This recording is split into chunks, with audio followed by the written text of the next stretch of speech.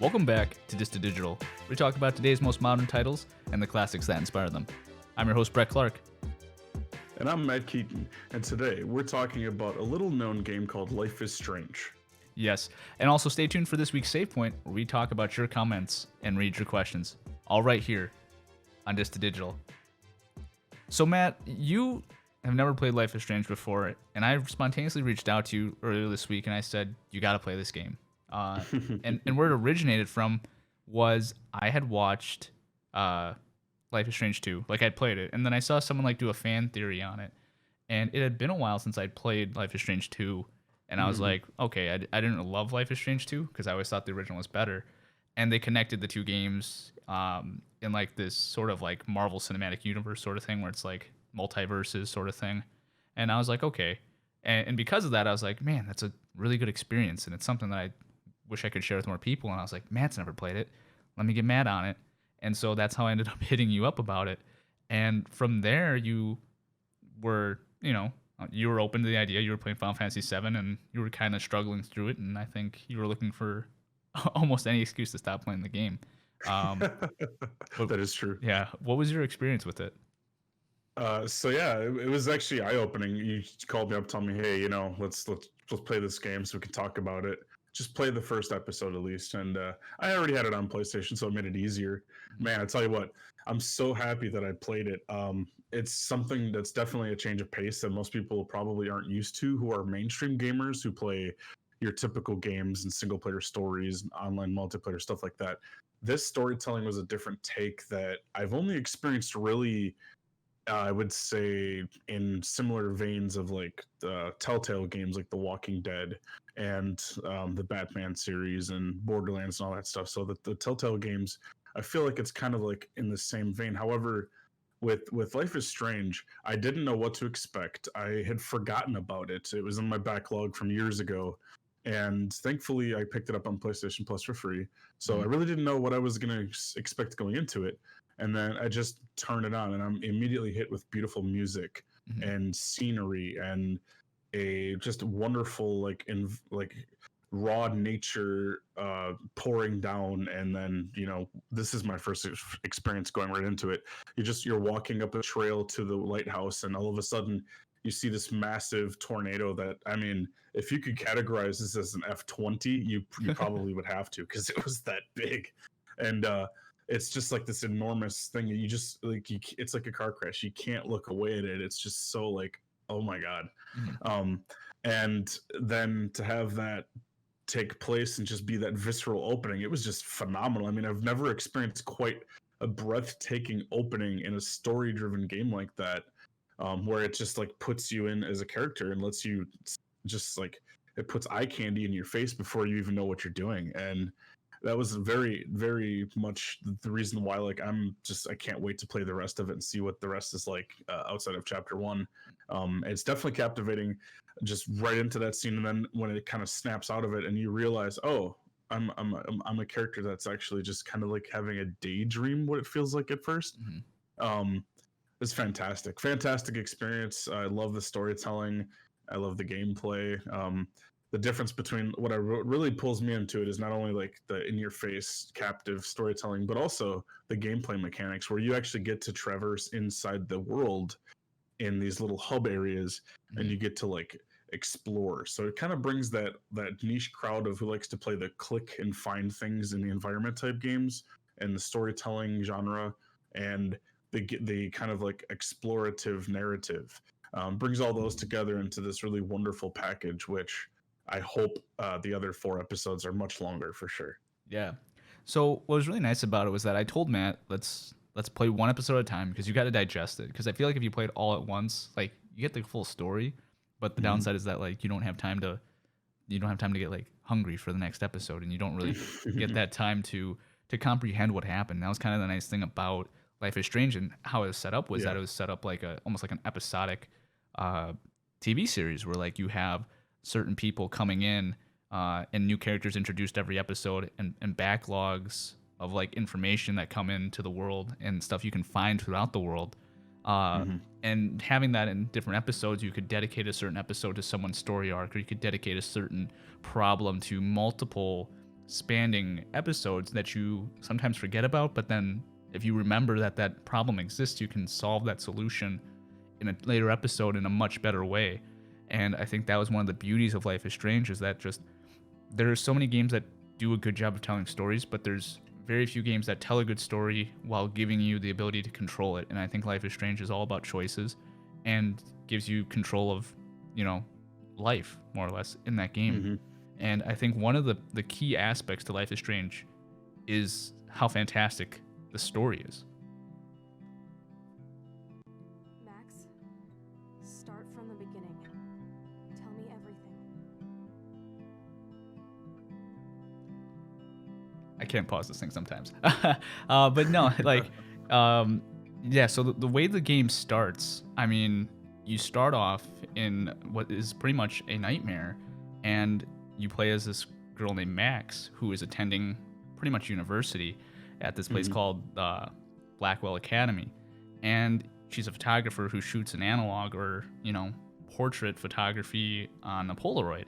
And her whole thing is about selfies. And it's something that really pertains to that character, even though they're really shy and not that outgoing. The fact that that is their project of choice and that's their art form of choice really speaks to trying to express themselves. And I think for Life is Strange to try to have so many artistic symbols in something so simple like that, it really allowed you to have a believable world, because everybody in Life is Strange has issues, and they do a great job of telling people, that these are real people. They have a great job of telling you that without having to tell you that. You just experience it. What was your take on the story of Life is Strange, the world? So it's very immersive, kind of like flashback to high school. I do like the mature rated content in there where they do use language and it's more to tell the story. It's not over the top. It's not underdone. It feels like a game that kind of connects to a certain individual, and it's only for a certain type of people, I guess you could say. It gives us some relative relatance to high school and what it's like to kind of go through this, with you got these kids who are going through all these different things. And it's more of a college environment though. And it's it's just this kind of flashback. You go through the hallway with the lockers, and there's this girl on her phone, and there's these guys are choke holding this kid, they're picking on him and bullying him. And I what I really like the most about the game is the immersion in the environment, and it feels very lived in for a small game that's a really storytelling experience. It does something that those open world games just cannot accomplish, and that is to make the world feel lived in. And they've really did a great job with that. I mean, I'm talking there's dirt on the floor, there's imperfections in the school, the bathroom is disgusting, there's missing person posters, there's Rachel who's been missing, and there's so many missing posters up. And then there's the comic relief when you go to the bulletin board, and there's haha jokes. The one I like the most was I have a free tablet, or he's selling a tablet and he's got 5 gigabytes of cat pics, ha ha ha. Things like that just really bring you into the environment and really make it feel lived in. And I just got immersed in it. Being a 36-year-old man, you wouldn't think, oh, I could play a game as a young college girl and actually get into it. But I really you really get drawn in, and you feel for the character. You read her text messages between her mom and her parents and her friends, and even the school opposite, the queen of the school who's privileged and she's a total bitch, and you have your issues with her, but you still have that dialogue as well. And so there's all these different things that you can do in the environment, interact, and she gives you her personal thoughts on them, and some of the things you can interact with, some of them you can't. But it's actually interesting, because to me what I really like about it is that it's equally as interesting if you can interact with an object as it is if you can't, and she just explains her thoughts on that. I think they did a phenomenal job with the voice acting and the pacing of the story. The lines are not drawn out with 50-minute conversations in most games that you have, where you have a cutscene that you're going to need to pull up a chair and get popcorn and go get a refill before you come back and it's done. Exactly. And this does very small pint-sized storytelling, but it keeps it to the point. I kudos. They really had very intellectual storytelling and very well written lines for the voice actors, and it just all clicks. It connects. There's some lingo that I had to kind of think about, like, oh, I can't remember what it was, but this morning even I was like, oh, what are they? Oh, okay, that's what it is. But I still could connect with it, and not being that far removed from high school, 2003, I guess it's been a while, but I still kind of feel that, I feel a little bit younger, hipper, and I'm enjoying it, and I'm just connecting. And they do just such a great job with that. Just that first story, relating with the character, and then your friend who you've been estranged from because you moved away. I mean, they, out of a box of like 10 different things that's happened in childhood, I've probably checked off at least 8 of those 10 in that first campaign, to relate to Max, the main character. So yeah, I think another thing that they did very well was make characters that were believable. Like you said, the dialogue was fantastic, and the story is something that you really wouldn't expect. I mean, Nathan Prescott is a kid who he lives in his family image and is drove to almost insanity, and no one knows why, and you don't know why, but that's kind of where your story takes off and starts off. I know you've been pumping drugs and shit to kids around here. I bet your respectable family would help me out if I went to them. Man, I can see the headlines now. Leave them out of this bitch. I can tell everybody Nathan Prescott is a punk ass who begs like a little girl and talks to himself. You don't know who the fuck I am or who you're messing around with. Where'd you get that? What are you doing? Come on, put that thing down! Don't ever tell me what to do.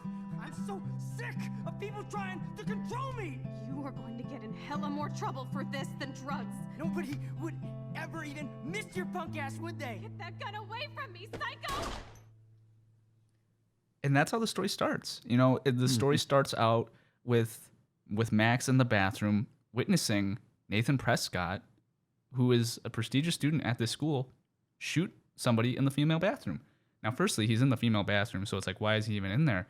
But it is something that is so real, and that's the scary part about it, is that it's something that could in reality happen, and you can never tell who it's going to be, which is one of the things why it is so crazy that it is Nathan Prescott, because even though we look at him and go, that's the bad guy, obviously, well, no, in reality, like, the school thinks he's fantastic. He's a great student. His family contributes very greatly to the school. And I think society has taught us that, like, those people are bad, quote unquote. But I think at the same time, it's like, if this was just a good student that's drove into insanity, like, it's not out of the realm of possibilities that could happen in real life. And that's, I think, what makes it so, no pun intended, strange that it is that real. I mean, what was your take on the whole Nathan Prescott scenario? I mean, it was kind of like a slap in the face kind of deal, because like it just comes on so sudden. You can kind of feel for him, and you can kind of understand like his meltdown. Like, he's really like frustrated in school. I kind of didn't understand it at first because it just kind of caught me off guard. My feel of it was like he's like talking to himself, get himself together. You're gonna dominate. He's using power phrases, and he's using power language to try to like motivate himself to turn the page and kind of like maybe just get over what he's dealing with. And then I didn't know who Chloe was when she walked in, so like I didn't know that was her estranged friend who she just witnessed get shot. And then that kicks off like the whole situation with the being able to do the really cool gameplay mechanic. But my take on it was like I kind of felt bad for him. I didn't really understand what was going on, and then like the dialogue all the dialogue you just heard, like he's just furious and he's upset, and kid brings a gun to school. I mean, that's definitely something that's happened too much in society, and that's definitely something that's like, whoa, it's kind of a cringe topic, but not afraid to talk about it. It's definitely something where it felt like he was pushed too far. I kind of got the impression maybe he was a bullied kid until I got a little bit further on in the story, and you start to learn, he's an entitled kid whose parents like own the school or donate money to the school, and his parents pretty much own the town, and they're big figureheads, and his family name's been in the town for generations, and feels like he's kind of like Superman. He can just do whatever he wants to do. And then the scene later on, when he attacks your friend and your friend gets in the way. You really just were. I was honestly hoping Chloe was just going to run him over. Yeah. And the really cool thing about it was, like you said right in the beginning, you didn't know that was Chloe. And that was kind of the really cool concept of that, was that you just see this random girl in the bathroom get shot, and you have no idea who it is. The first time that Max really recognizes that it's Chloe is in the parking lot when Warren, who is a guy who obviously has a crush on Max, but she's so shy, antisocial, quote unquote, that she doesn't realize it. He likes her clearly. He's like trying to talk her to like going out to a movie and stuff like that. Spitting his game, spitting a kind of weak game, if you ask me. But you can't help but, like, you know, appreciate like his nerdiness, you know. And so Nathan Prescott approaches you in the parking lot, and from there he's like interrogating Max about reporting, because you can choose to report or not report Nathan to the principal, which I like, because that was one of the mechanics that Matt was talking about. Was you can choose your adventure. It's like a choose your own adventure Telltale game. You have choice A or B, and you can choose. And so if you, depending on what you say, it doesn't really matter, because he knows you talked to the principal. So you can either defend what you said, or you can lie to him and tell him you didn't say anything. And he decides to, you know, attack Max, because he's crazy. He's already almost committed to like shooting somebody, or shooting somebody in that situation, and you don't know what's going to happen. He's crazy. So like, you know, he's violent. You know he has a gun. So it's crazy to think about that he's approaching you now in a parking lot, because what Matt actually forgot to mention, I forgot to mention earlier in the game, is Max finds out in the bathroom she can rewind time. And she goes back in time and pulls the fire alarm to prevent Nathan Prescott from shooting the girl, or Chloe, in the bathroom. And so by doing that, that whole right, or that whole destiny is shifted. And so now you have to figure out what to do next. And you have this power and you don't know what to do with it. And you're able to rewind conversations and find the optimal outcome for the conversation. And this is now, you've saved Chloe, and now Nathan Prescott approaches you because you talked to the principal, and you can not really rewind in the situation, because this is, you're just learning your powers. You're not able to control it to that point, and it's a very high stress situation where Nathan's putting you in, and you have to answer without thinking, oh, I can just rewind time. You have to answer it there. It doesn't give you the option to rewind time, which is, I think, fascinating. And it's in that situation where Chloe's leaving the school in her truck and almost runs over Max in the process while Nathan's fighting Warren. You know, it's a really strange situation. Max? Chloe? No way.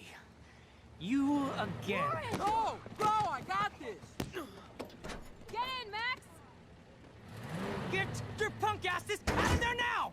Don't even try to run! Nobody! This is me. Nobody! Yeah, and that's the situation that happens. I mean, do you want to elaborate more on the rewinding mechanic? You kind of like, we're trying to like not spoil the mechanic, but like I think people need to understand the mechanic in order to truly get what the game's like. Yeah, so you can go back to the beginning of the game, and you have that, like you said. So you're basically, you've had this like daydream, nightmare, daymare, I guess you could call it, and you kind of just snap out of it. Well, you have this series of dialogue options with your class and your teacher, who you look up to, and you're basically trying to kind of like figure out the world and figure out how conversation works.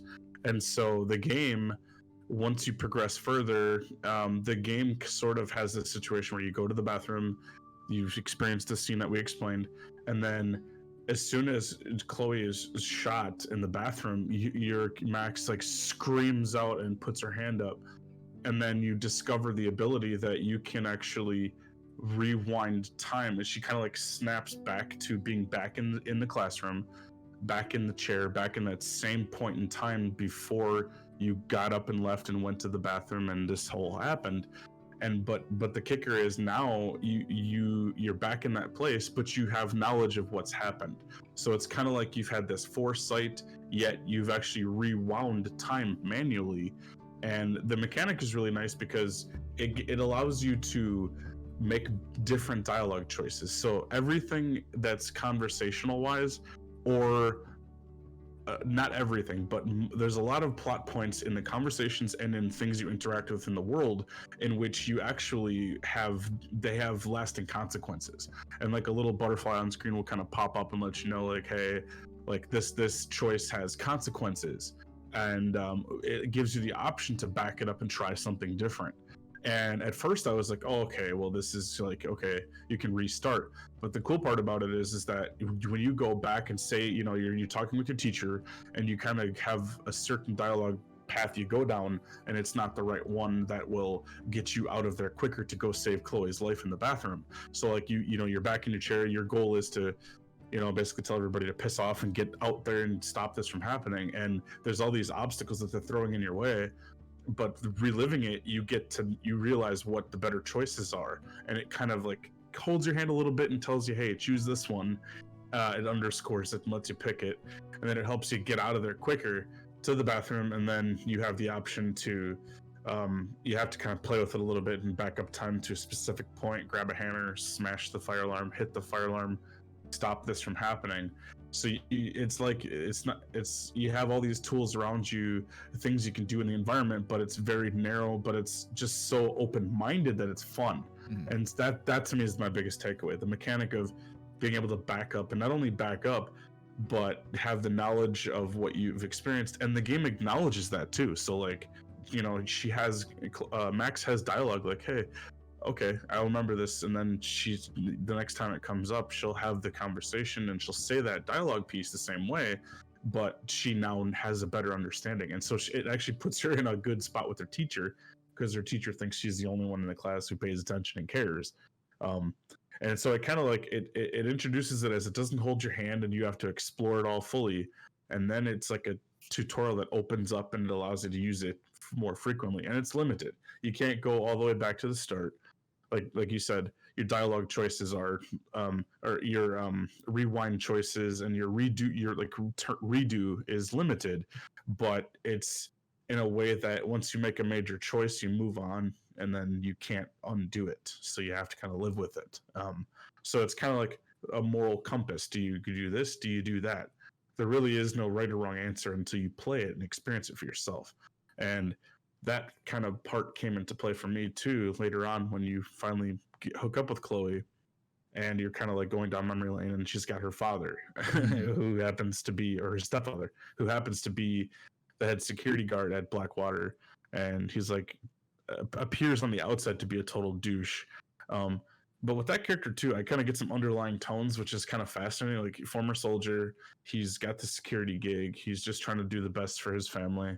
And he's so security conscious and worried that something is like, there's a conspiracy going on. And he's a fascinating character. He comes off as like terrible douchebag, but I get the feeling like something he senses is going on, and he's trying to help prevent it. And I'm hoping that that's what takes place later on in the story, that they kind of explain why he's trying to set up all this new surveillance and why he's like taking photos of certain students and things like that.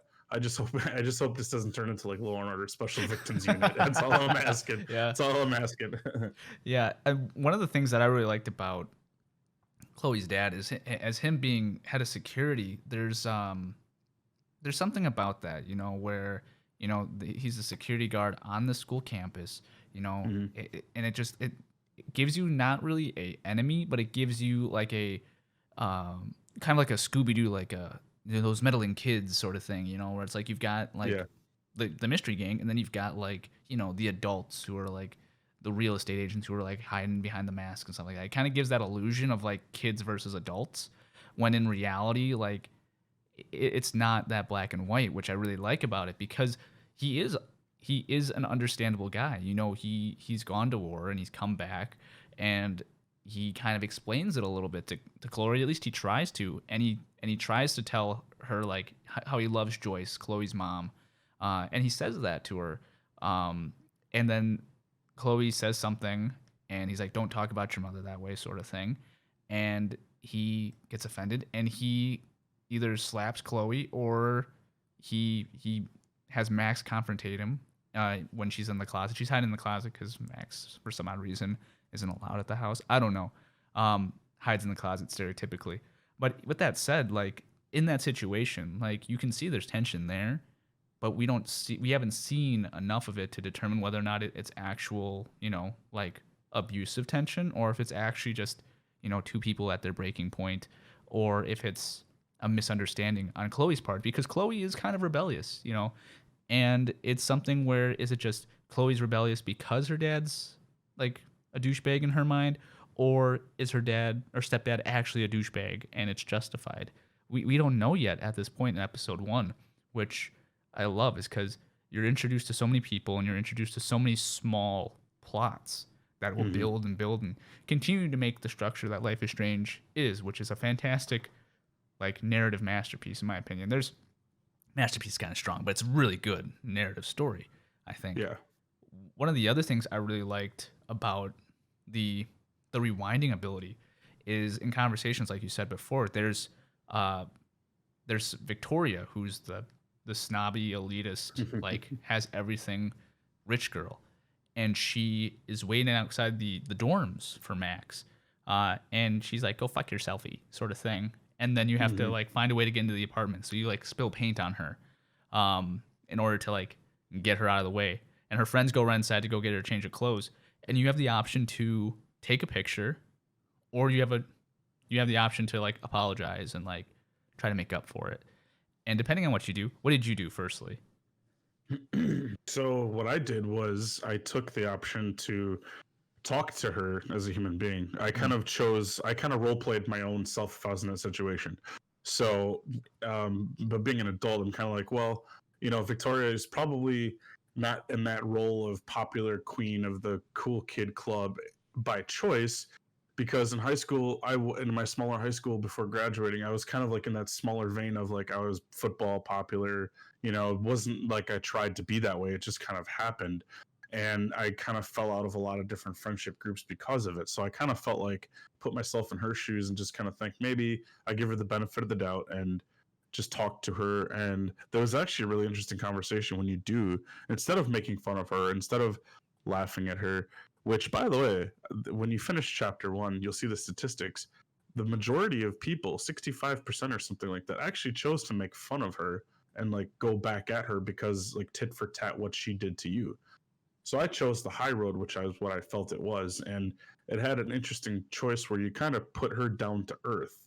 And she actually apologizes for, taking your picture and putting it on the internet, and for being a bitch. And she, in her own way, she apologizes and kind of makes it right. And the funny part about it, when I did that, I got a text message later on, hey, I really appreciate you, but we're not friends. Like, she's putting you in your place. Yeah. I thought that was hilarious. Like, hey, you're awesome, but like we're still not friends. Kind of like, okay, we'll see. Yeah. But yeah, and at the end of chapter 1, when you see Victoria pull off the wanted poster and like toss it from the billboard like in the town somewhere, you kind of get the feeling like she kind of knows what's happened, or maybe that the group she's a part of, I'm forgetting their name, The Vortex Club. It's kind of like she may know someone who had something to do with that. The coolest part about the storytelling for that is twofold. The one thing on the one hand was the right at the end of the chapter, they show like a cabinet of like videotapes or something, or like a binder, and then it's got the names of like girls' names, and then Rachel, which is who's the missing girl.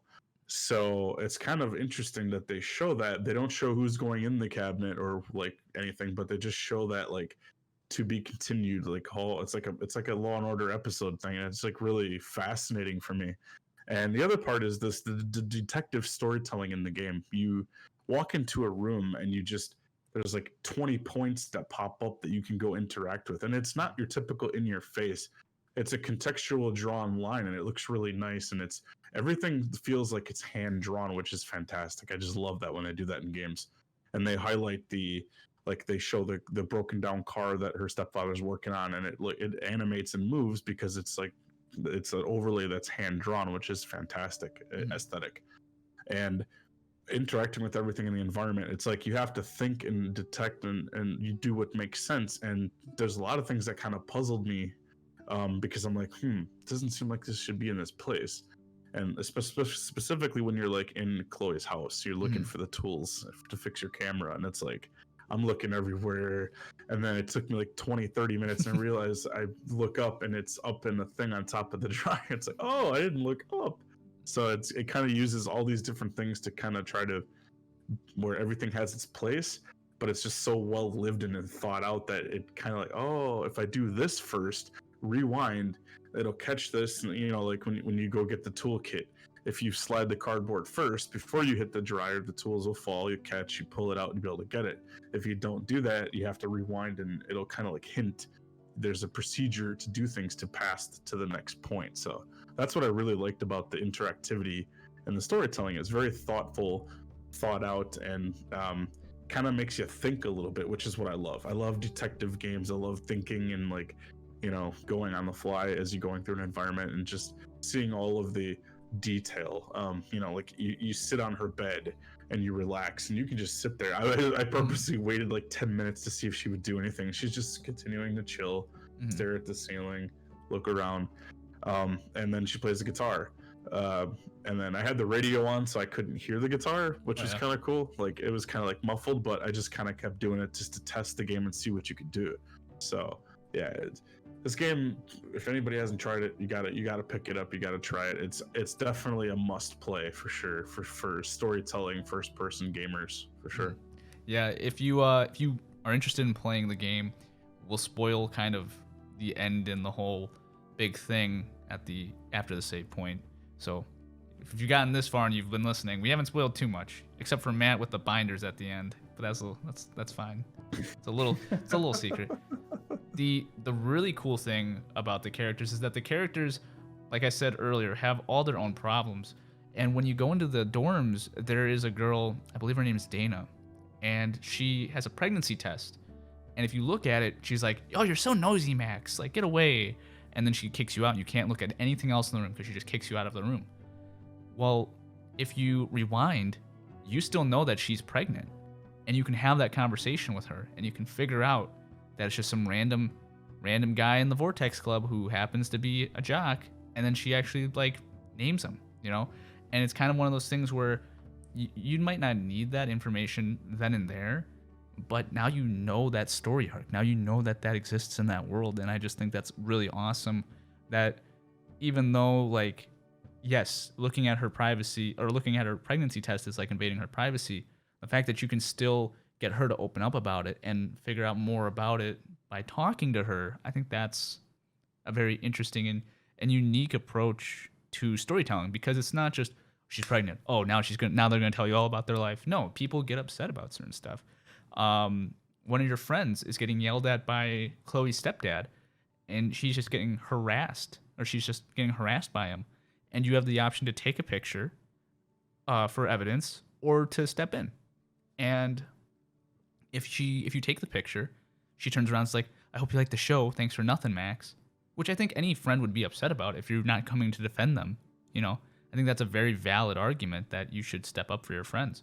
But at the same time, it's like you need the evidence to show the teachers. Otherwise, the teachers won't believe you, because you've already claimed that Nathan Prescott has got a gun. So you already look crazy. So now you need something to back up another crazy claim. And that's one of the nice things about it, because if you report Nathan Prescott, you get an email that you might lose out your scholarship. So that's the other thing. You still got to be a student at the end of the day. You still have to worry about attending class and not losing your scholarship. And that's something that I think, real college students have to balance with quite a bit, is talking to academic advisors, submitting class assignments, working on this. And it's, as someone who went to a private art school, like I understand like portfolios and projects are very important to some students, and it's an art school, it's a private art school. But in Life is Strange, like Max is struggling this entire time to figure out what she wants her project to be about. She's having a hard time finding what to submit, and that's something that I think is awesome, because as the story unfolds, she's starting to understand herself better, and it opens up the potential for her to figure out what she wants her project to be about. And it all starts with rediscovering that connection with Chloe, and I think that's something that's unique, in a way, because like, the way that Chloe looks at it, Max abandoned her in the worst possible time right after her dad died. But Max looks at it as she has her own life to live, and she doesn't think that she did Chloe any wrong. And us as the outside in, we said with Max, you know, because we're looking at it through Max's story. But at the same time, there are hints, like if you look at the old text messages, that Chloe has a right to feel abandoned, you know, because that was her best friend, and then Rachel Amber was Chloe's kind of Max when Max wasn't there. It was like her saving angel, and Chloe says that Rachel Amber was her angel, and was pretty much like in love with Amber, more or less, and they were gonna run away together. That's what she said, and it's just, it opens up so many narratives for the future of that game. And in that first episode, you just get so much information, which I love, but it's all done very well, you know, and I think that's the coolest part of it. Yeah, it's the storytelling is definitely fantastic.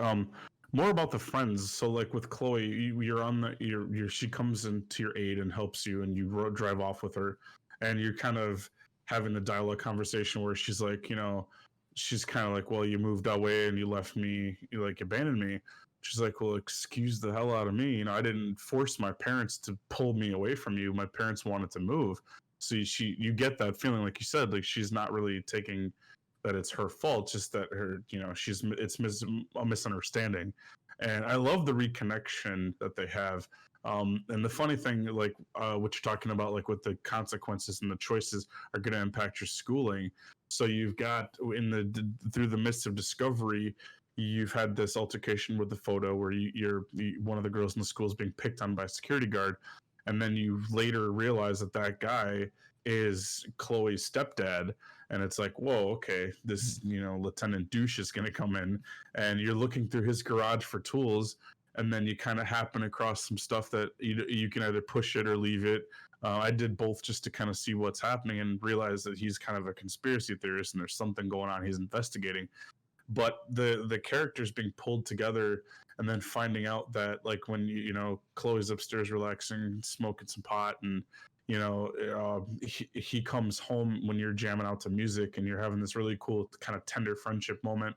You're jumping around, she's jumping on the bed dancing, you're taking her photo, and then you start, you know, doing the white nerdy dancing. And it's yeah, it's really cool, because then like he comes home and he's pissed off that there's loud music playing, and he's coming up there, and she's like barring herself against the door. I'm trying to unhinge my bra's stuck or whatever, trying to, you know, keep him out of the room, and you're looking for a place to hide. I actually went to the closet and I went to open the door and everything fell. And so I couldn't go hide, and I'm like, oh well, I go to the bed, I can't get under the bed because the mattress is on the floor. It's like, well shit, where do I go? So I'm like headed to the window, and then boom, cutscene pops, and he comes in the door, and he's kind of like, I thought he was like kind of like creepy, like something sick was gonna happen, but he's just like, oh, it's you, you know, you're in a lot of trouble, and he's kind of confronting her because he already thinks she's a troublemaker. But that moment after, where it's like he finds the pot, and then he's like, where'd you get this? And then your friend basically puts it on you. I chose to take the blame and help her out so she wouldn't be in trouble with him. And then it makes you a bad influence, and he wants you out. He doesn't want to ever see you again. And so Max makes the comment, hey, you know, man, I really got to start looking out for myself. I'm trying to help people, but the more I'm helping, the more it's hurting me. And I really need to focus on school. And, you know, I don't know what I'm going to do. It's just like, that really weighs on you. And I'm thinking to myself, do I just continue to help people, or do I kind of just find the fine line where do I just do self-service? Do I just take care of myself and focus on myself? Because naturally, I'm always been a people person. I don't, you know, I see somebody in need, I help them, you know, and in today's world, you've kind of realized that the more you open yourself up for that, the more you could potentially open yourself up for problems. And so you kind of have to have a bit of luck and have some balance in your life with that. So that's what hit home for me. The storytelling and the choices that you make directly impact your schooling. And I that hit home for me because in high school, I moved away from all my friends, my childhood friends, and you know, I moved across the city, you know, up into Oak Creek there, and like the relationships were different ever since then.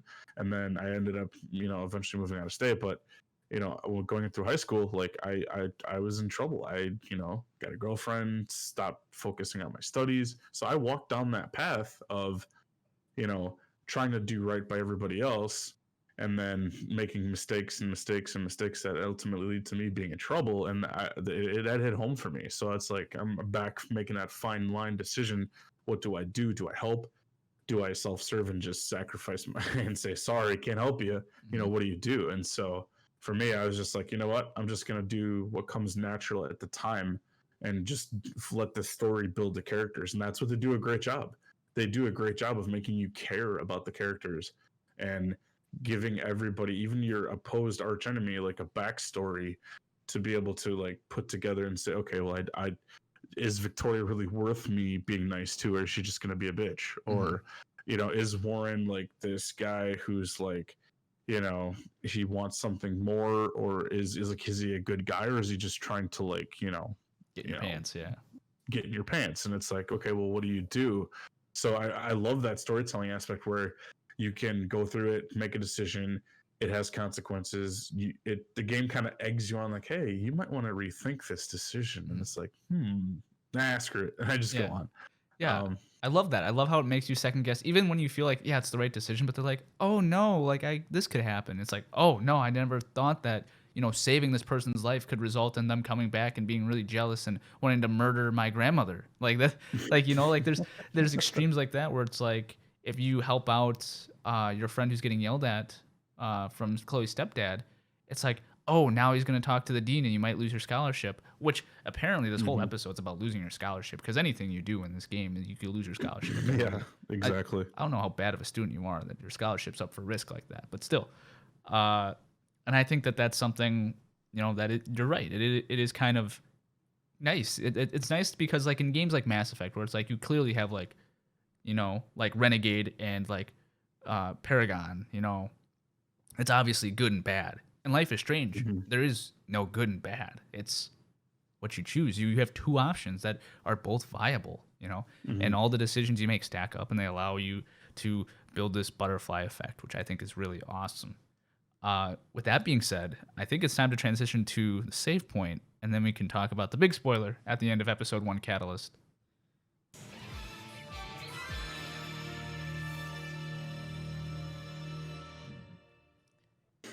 Yes, so this week, once again, we have no comments because I didn't air the YouTube video, so there's no way for people to comment.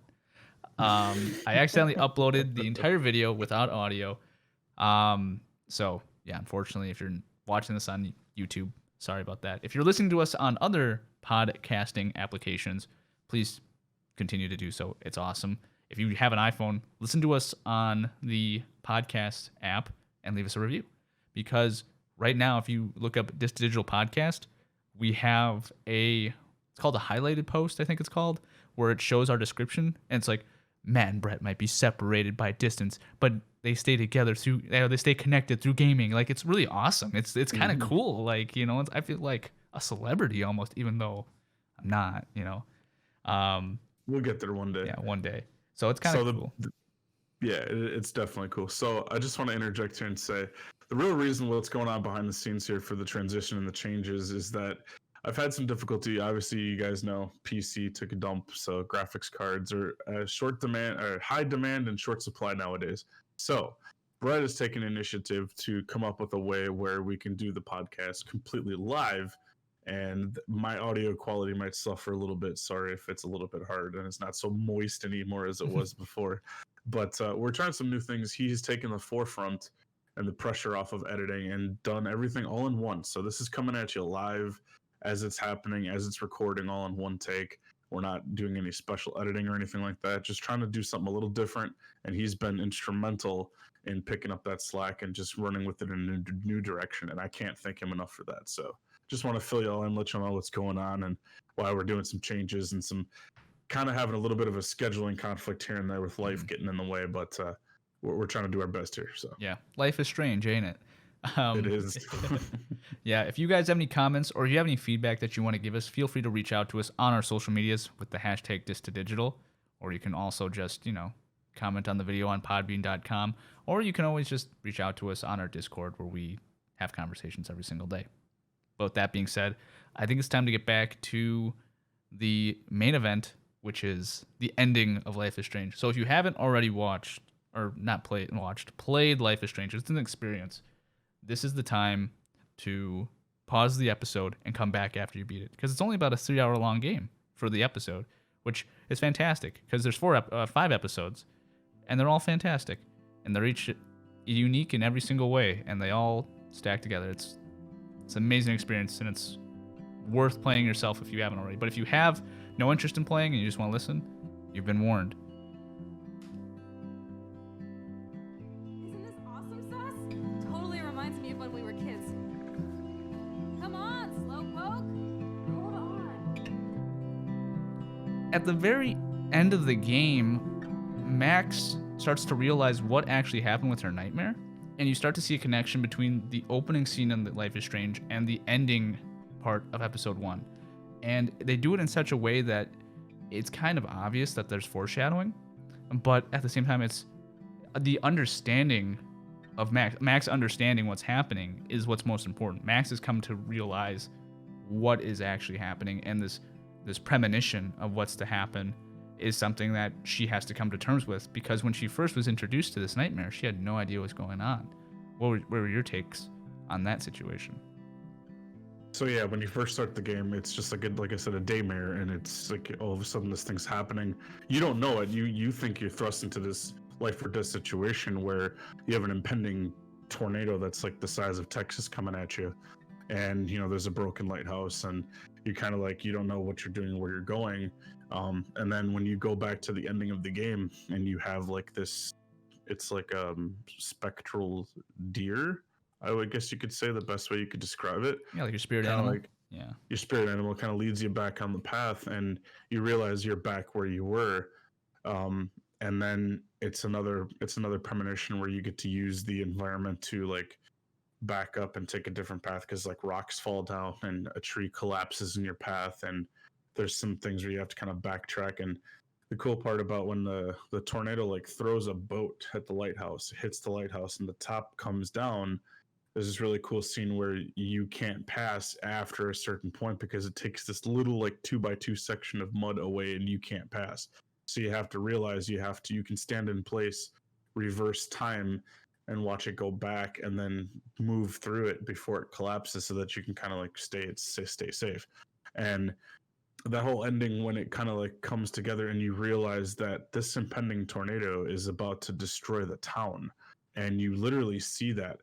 And for somebody like me who is like both fascinated and scared shitless of tornadoes, Yep. It's like surreal to see that happening. And it's like your character has the realization that this is going to happen. And then when you see the newspaper flapping, on the ledge, on the post, you pick it up and see that this date is actually this coming Friday or something, in a few days.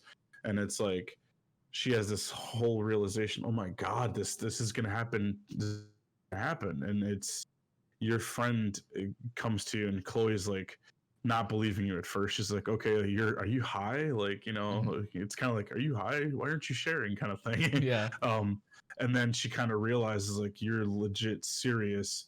And she explains to her, and you have that whole unfolding of she's going to be the only person that's going to believe you, and that this is a legit thing that's going to happen. And then when they reveal that, then they take it away to like a calm, relaxing, peaceful thing where all the different characters in the game are like doing their own thing in their own world, and the camera's panning past them. It's really interesting.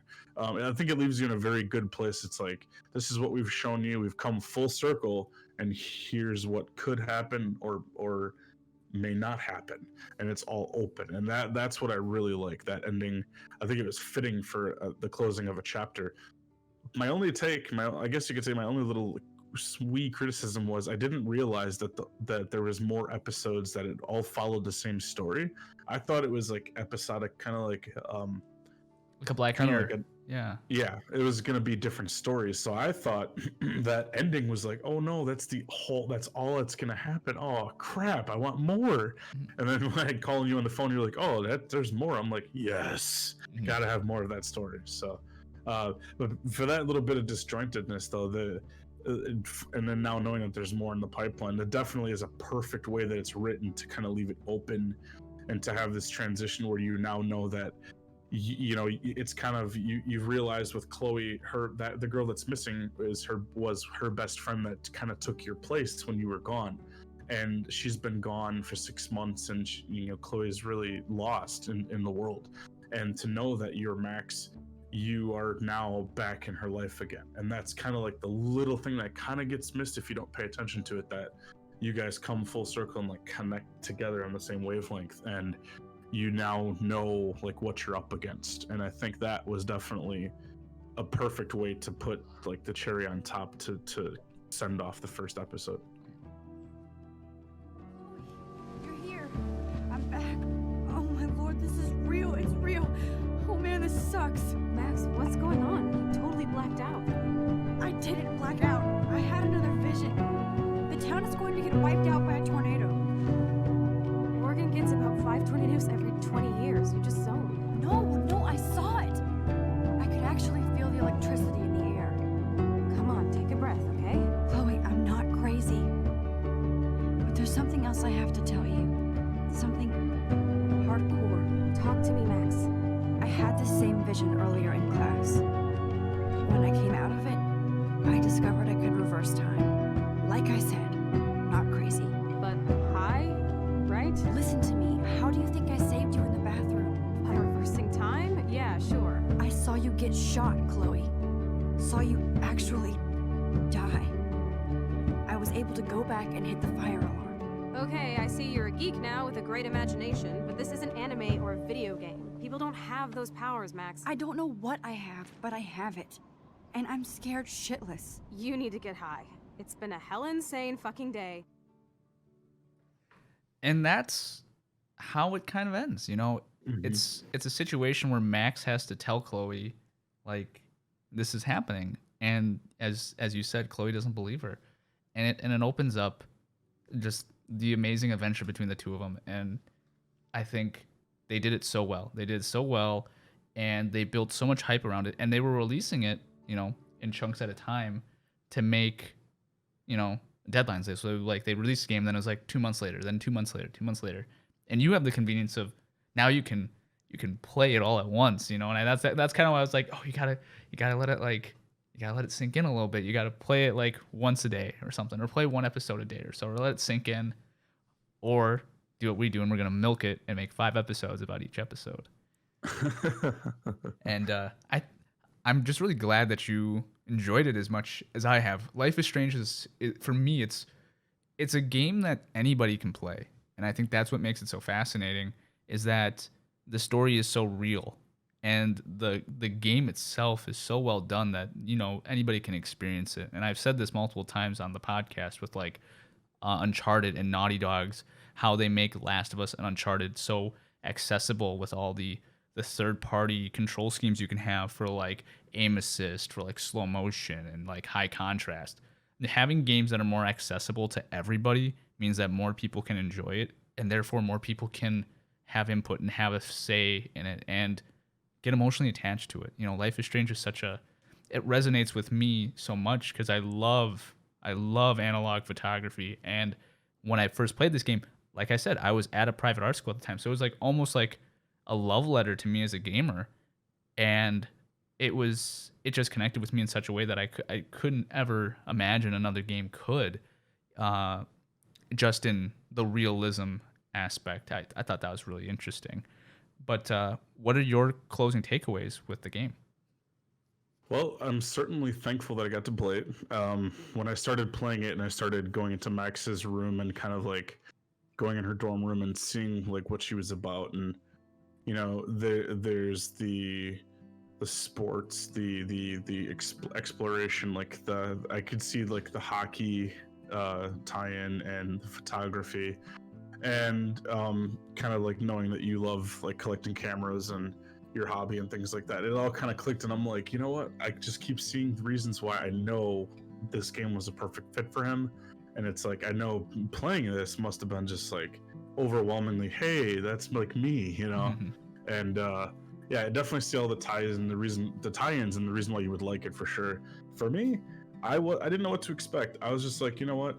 I need a new game in my life. I need something that's not grindy, fast-paced, in your face. I need something more just to relax and play. And I've been doing a lot of number crunching and doing some MLB The Show stuff. So I've been really just like removed from actual just casual fun gaming. And my wife's been playing, Immortals Phoenix Rising and things like that, and Animal Crossing, and just kind of taken such a step back. And she's been kind of the more mainstream gamer now. So playing this was definitely like a welcome back to gaming. Here's what you've missed. And it was just, one of those things that, excuse me, I was just very thankful for. And I'm extremely happy that I got to play it. And I'm really looking forward to what we're going to do here. I say we just knock them out episode at a time and just talk about it. Because then we can go back and look and say, hey, a period of time, how did we feel? How did we progress with the game? Did we enjoy it as much? And you can kind of have like a timetable you can go back and look at and say, hey, look, this is what we thought. So I think this is the perfect time to do it with an episodic game like this. And I really kind of had my hopes dashed a little bit, though, when you told me about the sequel. Oh, yeah. But I just think that, this is one of those things that you just can't miss out on. So I'm definitely looking forward to playing through the rest of it to see where it goes. To see how they tinker with the mechanics and to see how they incorporate the text messaging, the dialogues, the interactivity in the environment, and just the overall storytelling. For a one-off game like this is their first game that they came out with like this. Definitely like knocked it out of the park as far as I'm concerned. Some of the top quality voice acting, dialogue, storytelling I think I've ever seen in a game. So definitely, if you have to, I guess you asked me, would I have to rate it? I would probably be like 9.5 or 10 out of 10. It would have to be high up there for sure. What about you? Let's episode 1, 10 out of 10, because episode 1 introduced it all. And I think if we're going to keep on rating each episode, I think we should say if this episode is our favorite or if this episode is like our least favorite. I think that's kind of how we should do it from now on. Because there's 4 more episodes. I mean, you haven't gotten to the juicy stuff yet, man. Well, I guess I have high hopes because I'm very impressed with it, and I think that it's very accessible for anybody to pick up and play. I think if you're watching it on YouTube, you're not experiencing it enough. So knock it off. Don't watch it. Play it. Yeah. I think that's the thing that you really have to do. You have to play it. You can't just watch it. You have to interact with it and get the feeling of the controller and that what you're doing is actually impacting your decisions and your choices and the story going forward. Something you lose in translation for sure. So yeah, it's crazy how accessible this game is, because if you really think about like accessibility to a game, we always look at like consoles, like it's on PlayStation, it's on Xbox. But here's the wicked part about it. Not only is it on all those and PC, it's also on your phone. You can get Life is Strange on your mobile device. And that is something that I think that there's no excuse then not to play it. It's a great game. It's like maybe a 20-hour story, but that experience is timeless. And they're releasing a new game, Life is Strange True Colors, which I don't want to get into too much about because we're talking about the original here. And Life is Strange 2, if you've played the sequel, it's not nearly as good as the original. But I don't want that to discourage anyone from playing the original, because the original set up that. And then there's a prequel called Before the Storm, which ties everything together. It's fantastic. And I'm really excited to continue with this, because I'm playing through it again a 5th time, more or less, because I had to go back and platinum it, and then I had to go play it on all 3 consoles to platinum them. So I'm playing it for like the 5th time, and I'm really, really enjoying it, because for me, I already know what's going on in the story. I just need to play it so I can refresh and not spoil anything for Matt when I talk to him about it on the phone. Appreciate that. Yeah. But with that being said, if you haven't already played it, play it. And I think that concludes this week of DiskToDigital. We'd like to thank you so much for tuning in, ladies and gentlemen. This isn't the typical outro song we have, but, with Life is Strange, we kind of had to spice it up a little differently. And, if you guys have any comments, questions, or concerns, feel free to reach out to us on our social medias with the hashtag DiskToDigital. And also Facebook and Discord, where we share a lot of our gaming experiences. I know we've been a little lax on that, so we're definitely going to be putting some content out there. Appreciate y'all. Yep. But from everyone here at DiskToDigital, I'm Brett Clark. And I'm Matt Keaton, and we'll catch you guys in the next episode. Take care.